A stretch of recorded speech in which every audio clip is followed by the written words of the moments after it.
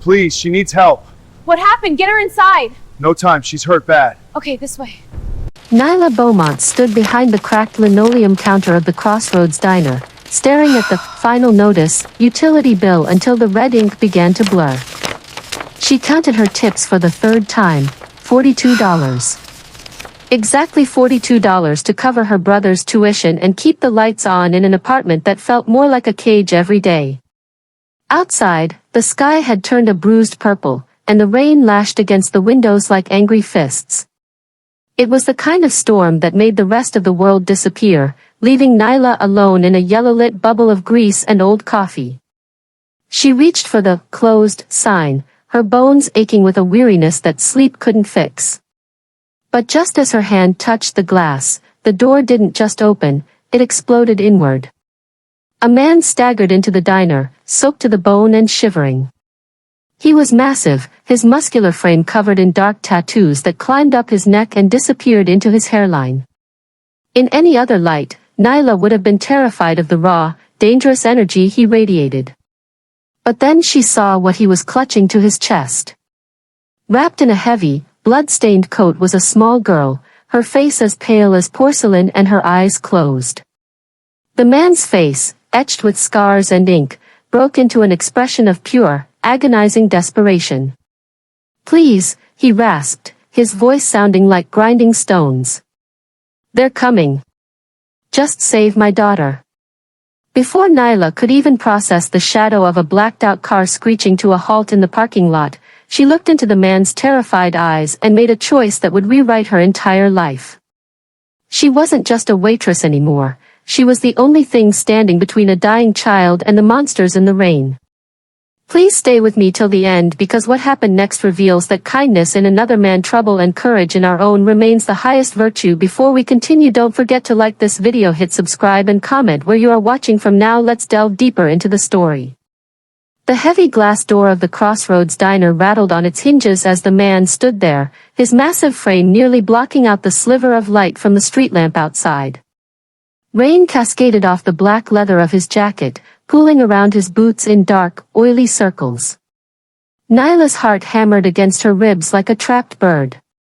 She had lived in this neighborhood long enough to recognize the signs of a man who dealt in violence, the jagged scar running through his eyebrow, the thick, obsidian ink of a serpent coiling up his throat, and the raw, feral energy that seemed to vibrate off him. But it was the way he held the child that stopped Nyla from reaching for the silent alarm under the counter.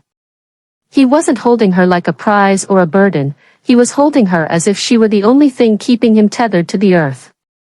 "I don't have any money in the register," Nyla managed to whisper, her voice trembling despite her effort to remain calm. "I was just closing." "I don't want your money," the man rasped. His eyes were bloodshot, darting toward the dark road behind him before fixing on Nyla with a terrifying intensity. "I need a place to hide. Just for an hour. Please." He stepped further into the light, and the breath caught in Nyla's throat. The child, Serafina, was smaller than she had first appeared, her tiny hands tucked into the man's chest. Her head lolled back, revealing a face so pale it was almost translucent, save for the dark, bruised circles beneath her closed eyes. A thin trail of blood smeared the shoulder of her pink sweater, stark and horrifying against the soft wool. Nyla's fear of the man's tattoos and the danger following him momentarily flickered out, replaced by a sharp, professional instinct she didn't know she possessed. She saw the girl's shallow, rapid breathing and the way her small fingers twitched in her sleep. This wasn't just a man on the run, this was a father watching his world slip away. "She's hurt," Nyla said, her voice steadier now as she stepped around the counter. "She's all I have," Lucien choked out, his knees bucking for a fraction of a second before he caught himself. The tough, dangerous exterior he wore like armor was cracking, revealing a hollowed-out desperation that mirrored Nyla's own struggle to survive. Outside, a low, rhythmic thrumming began to grow, the sound of high-performance engines prowling the nearby streets. The closed sign swayed against the door, a thin piece of plastic that offered no real protection against the war that was about to arrive at her doorstep. Nyla looked at the man's ink-stained hands, then at the girl's peaceful, dying face, and realized the storm outside was nothing compared to the one she had just let in. The low hum of the engine outside intensified, shifting from a distant growl to a predatory purr that seemed to vibrate the very floorboards beneath Nyla's feet. Through the rain-streaked front window, two piercing white beams of light cut through the darkness, sweeping across the diner's interior like searchlights. The shadows of the booths elongated and danced frantically against the walls. "They're here," Lucian whispered, his voice cracking with a desperation that didn't match his hulking frame. He pulled the limp child closer to his chest, his knuckles white as he scanned the room for an exit that didn't exist. Nyla didn't hesitate. The fear that had paralyzed her moments ago was replaced by a cold, sharp clarity. The cellar. "Move. Now." She grabbed Lucian by the sleeve of his soaked leather jacket, guiding him toward the back of the kitchen. They scrambled past the stainless steel prep tables and the hanging ladles that clattered together in the dark. In the corner, behind a stack of empty flour sacks, was a heavy wooden trapdoor flush with the floor. Nyla dropped to her knees, her fingernails digging into the recessed handle as she hauled it open. "Get down there and stay silent," she commanded, her voice a low, urgent hiss. "No matter what you hear, do not make a sound." Lucian looked at her, and for a fleeting second, the terrifying mafia soldier vanished, replaced by a man who was utterly terrified. He descended the narrow wooden stairs into the damp, lightless void, Faye cradled in his arms like a fragile glass doll. Nyla slammed the door shut just as the flour sacks were kicked back into place, concealing the wood.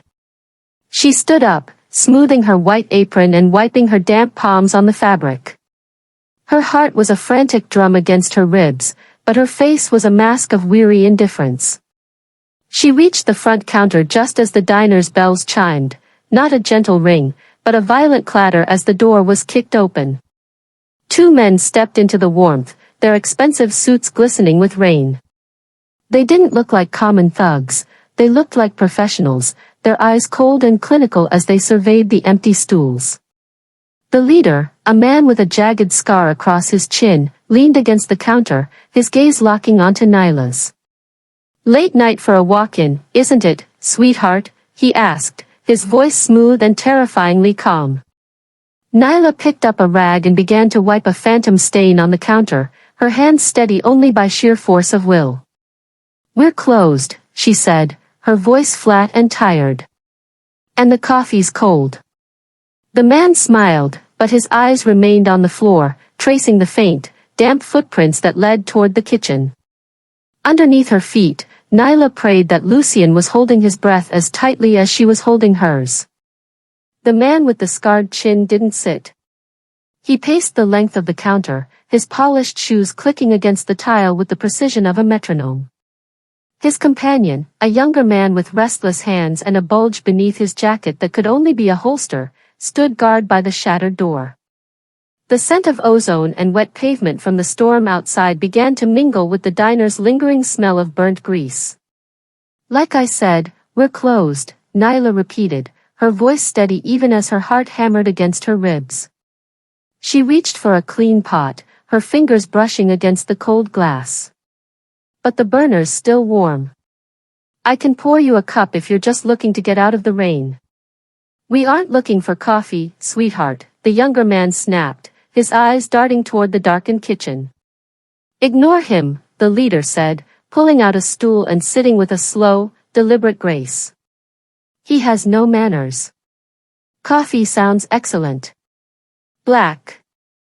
Nyla turned her back to him to reach for a mug. It was the most terrifying 5 seconds of her life. She felt the weight of his gaze boring into her spine, searching for a tremor, a beads of sweat, or a glance toward the floorboards. She filled the mug, the steam rising in a lazy curl, and set it before him. Her hand did not shake. "You're a long way out for a Sunday night," she said, leaning against the counter to mimic the exhaustion she usually felt at this hour. "Lost?" "Looking for a friend," the man replied. He took a slow sip, his eyes never leaving hers. A tall man. Carrying a package. He would have been moving fast, likely looking for a place to ground himself. Just then, a faint, rhythmic thumping echoed from beneath the floor. It was soft, the sound of a child tossing in a feverish sleep, or perhaps a father shifting his weight to keep her quiet. To Nyla, it sounded like a literal heartbeat through the wood. The scarred man froze, the mug halfway to his lips. He tilted his head, listening. Old pipes, Nyla said instantly, her voice cutting through the silence before it could settle. She grabbed a heavy stack of ceramic plates and thudded them onto the counter with a loud clack. This place is falling apart. Landlord won't fix the plumbing, but he never misses a day to collect the rent. The man narrowed his eyes, the silence stretching until it felt thin enough to snap. He looked at the plates, then back at Nyla's weary, defiant face. For a moment, the air in the diner felt heavy, charged with the possibility of sudden violence. I hate landlords, the man finally murmured, sliding $100 bill onto the counter. Keep the change. For the pipes. He stood up and signaled to the younger man. As they walked toward the door, Nyla didn't breathe. She watched their shadows retreat into the rain, waiting until the red glow of their taillights vanished before she collapsed against the prep table, her lungs finally burning for air. The taillights of the black sedan finally dissolved into the curtain of rain, leaving the diner in a heavy, ringing silence. Nyla waited another full minute, her hand still gripping the cold ceramic mug, before she hurried toward the back. She hauled the flour sacks aside and wrenched open the trapdoor. The air that rose from the cellar was damp and smelled of old earth, but the sound that greeted her was the most beautiful thing she had ever heard, the ragged, rhythmic breathing of two people still alive. They're gone, she whispered into the dark. Lucien emerged first, his movements stiff and wary. He carried Faye with a tenderness that seemed at odds with the jagged tattoos on his neck. The girl's skin was hot to the touch, her brow slick with a fever that made her whimper as the light hit her eyes. Nyla didn't say a word, she simply pointed to the far corner booth, the one furthest from the windows, and went to work. From behind the counter, she pulled the diner's dusty first aid kit. It wasn't much, mostly gauze, antiseptic, and old bandages, but Nyla's hands moved with a quiet, practiced confidence. She cleaned the graze on Faye's shoulder, her touch light as she applied the ointment.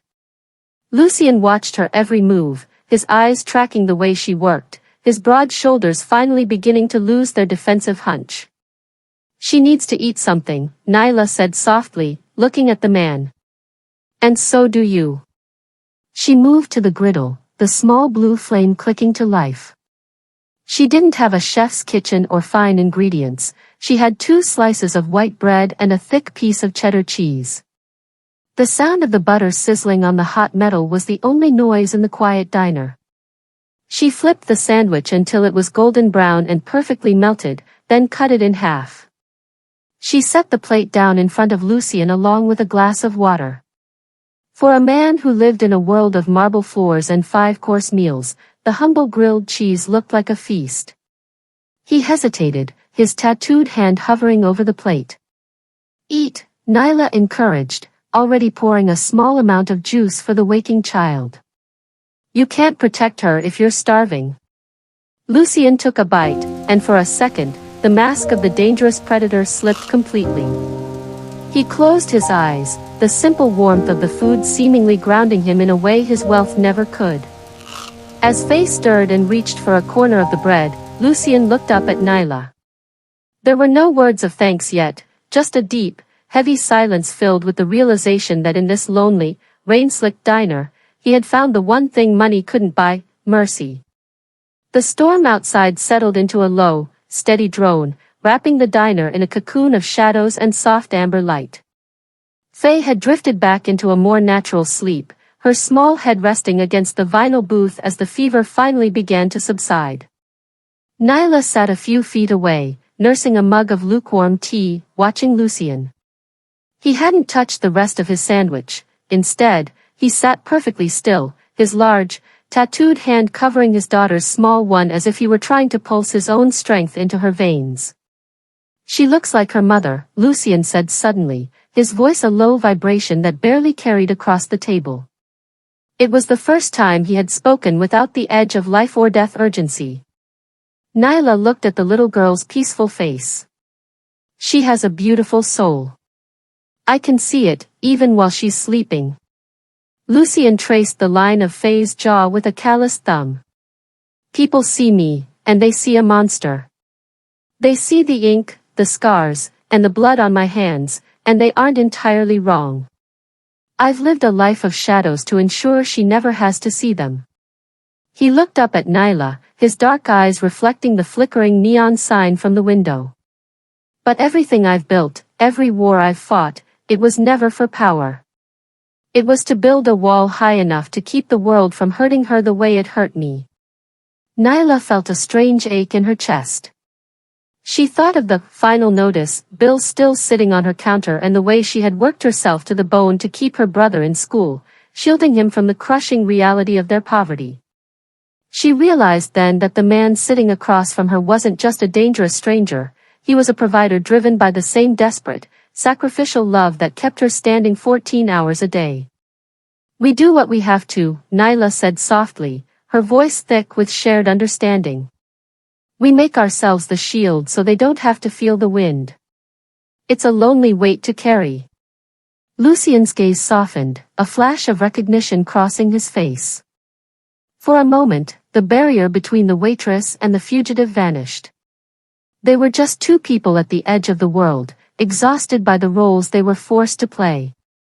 "You've been carrying it for a long time, haven't you, Nyla?" She didn't answer, but she didn't have to. The silence that followed wasn't heavy or threatening, it was the quiet of two survivors finally finding a moment of rest. In the dim light of the diner, the ghost of the city looked less like a king and more like a father, while Nyla realized that her small life and his vast, violent one were built on the exact same foundation of duty and devotion. The first gray light of dawn began to bleed through the clouds, turning the rain into a dull, silver mist. Inside the diner, the smell of burnt coffee and antiseptic hung heavy in the air. Nyla was wiping down the counter for the 10th time, her movements mechanical, when she saw them. The sound came first, a synchronized, low-frequency hum that seemed to shake the windows in their frames. Then, emerging from the fog like a line of predators, 4 black SUVs turned into the parking lot. They moved with a terrifying, military precision, fanning out to block every exit of the Crossroads diner. Nyla's heart stopped. The rag fell from her hand, landing with a wet thud on the floor. Her mind flashed back to the men from the night before, the cold eyes and the silenced weapons. She lunged toward the booth where Lucien was just beginning to stir. "They're back," she hissed, her voice cracking with terror. "Lucien, they found you." Lucien was on his feet in a heartbeat, his body shielding Faye before his eyes were even fully open. He looked toward the windows, his jaw tightening as he watched dozens of men in dark suits step out of the vehicles. They were armed, their movements efficient and silent, moving to secure the perimeter of the building. Nyla scrambled back toward the kitchen, her hand reaching for a heavy cast-iron skillet, the only weapon she had. "We have to get to the cellar," she whispered, her eyes wide with the realization that there was nowhere left to run. "Maybe we can hide again." But Lucien didn't move toward the cellar. Instead, he stood tall, his broad shoulders squaring as he watched the lead vehicle. The door opened, and a man stepped out, not the scarred hunter from the night before, but an older man who bowed his head slightly as he approached the diner's entrance. Lucien let out a long, ragged breath that sounded like a prayer. "No, Nyla," he said, his voice regaining that deep, commanding resonance she had only caught glimpses of during the night. "Look at the crest on the door." Nyla looked. Emblazoned on the side of the lead SUV was a small, gold emblem, a serpent coiled around a dagger. The same mark was tattooed on Lucien's throat. The diner door chimed as it opened, but this time the sound wasn't violent. The men entered and immediately formed two lines, creating a path of absolute deference. They didn't look at Nyla, they didn't look at the grill or the final notice on the counter.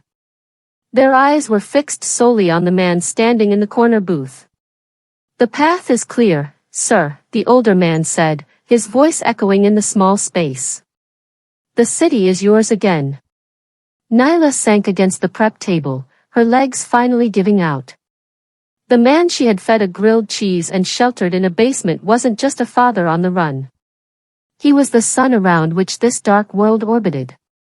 He was the Legion, and they had come to take their king home. The tension in the diner didn't evaporate, it transformed. The air, once thick with the fear of death, now felt heavy with a different kind of power, the kind that moves mountains and silences cities. Lucian stood in the center of the room, Faye now awake and clinging to his neck, her feverish eyes wide as she looked at the rows of suited men bowing their heads. Lucian turned back to Nyla. The transformation was complete. The desperate, hunted father was gone, replaced by a man who moved with a terrifying, absolute authority.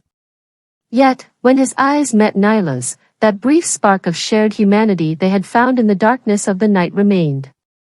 He reached into the inner pocket of his leather jacket and pulled out a thick, heavy manila envelope. He set it on the scarred linoleum counter, directly over the final notice bill that had been Nyla's ghost all morning. Beside it, he placed a heavy gold signet ring. The crest, a serpent coiled around a dagger, glinted under the flickering fluorescent lights. "There is enough in that envelope to ensure your brother never has to worry about a tuition bill again," Lucian said, his voice a low, resonant hum. "And there is enough to ensure you never have to stand behind this counter another day in your life unless you choose to." Nyla stared at the envelope, then at the ring. Her mouth went dry. "I didn't do it for the money, Lucian. I told you that." "I know," he replied softly. "That is why you are receiving it." He stepped closer, his shadow falling over her. "The ring is not for wealth. It is for sanctuary. Should anyone ever threaten you, should any shadow ever fall over your door, you show them that gold. You tell them you are Nyla Beaumont." He leaned in, his dark eyes locking onto hers with an intensity that made her breath catch. "From this dawn forward, the Beaumont name is sacred in this city.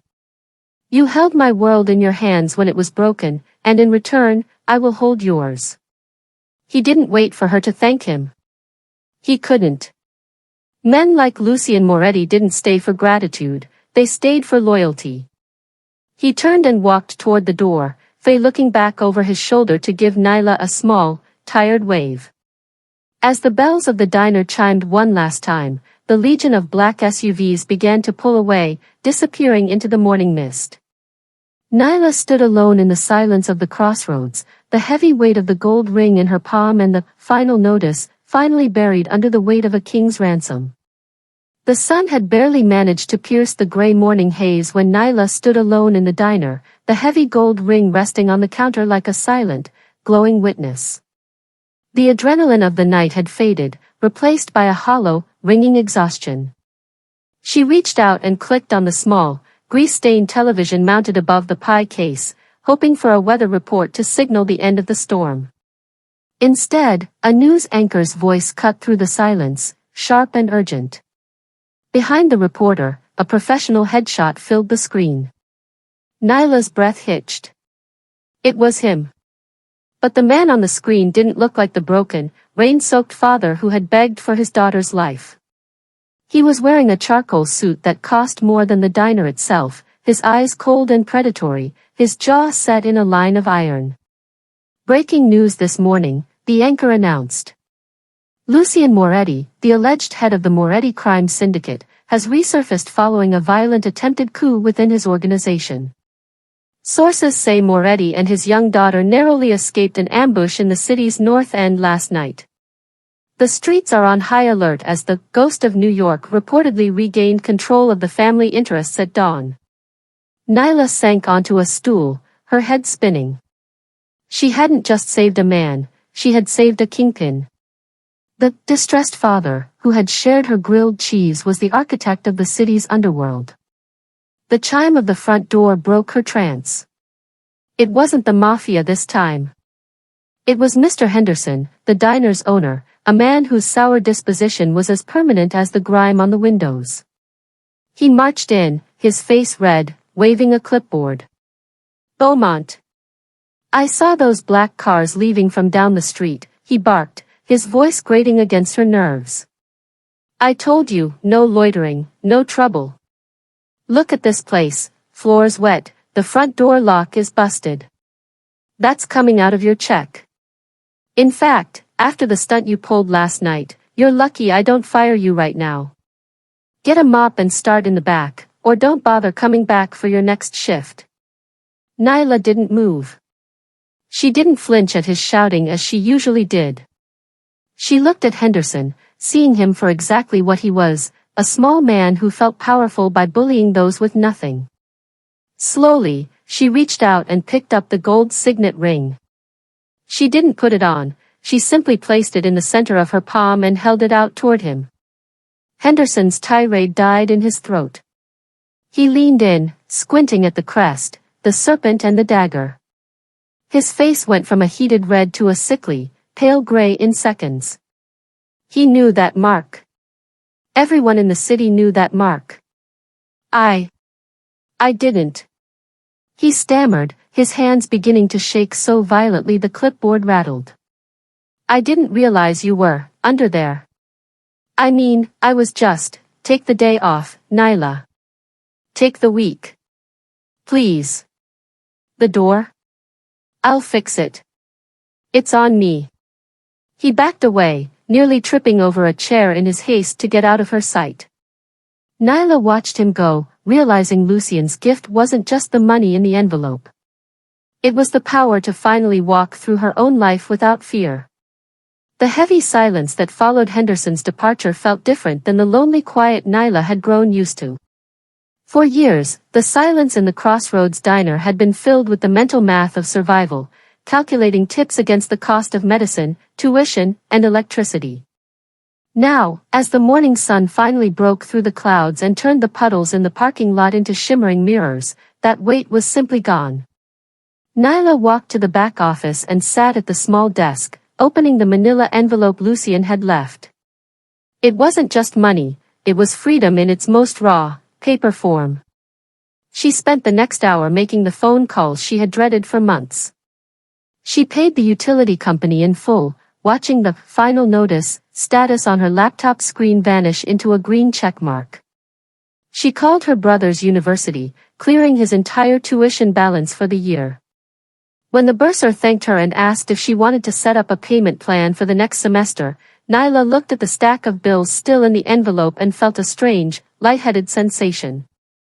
"No," she said, her voice clear and resonant. "I'll be paying the remainder of his degree in full today." When she hung up, she caught her reflection in the darkened window of the office. The woman staring back wasn't the invisible girl who had spent her life shrinking into the corners of the room to avoid notice. Her shoulders were square, and her eyes held a steady, unshakable calm. She realized then that the gold ring in her pocket was more than a gift, it was a boundary. The world could no longer reach out and crush her whenever it felt like it. She walked back out to the diner floor, realizing she would never have to scrub these tiles again out of desperation. She could leave, start her own business, or go back to school herself. As she stood by the window, a black SUV she hadn't noticed before pulled slowly past the diner, the driver offering a respectful nod before continuing his patrol. Nyla Beaumont wasn't just a waitress in a rainy city anymore. She was the woman who had opened her door when the rest of the world was hiding. She had chosen mercy over fear, and in return, the most dangerous man in the city had built a fortress around her life. She tucked the gold ring into her pocket, felt its weight against her hip, and stepped out into the fresh, morning air, finally ready to start a life where she was no longer a victim of the storm, but the master of it.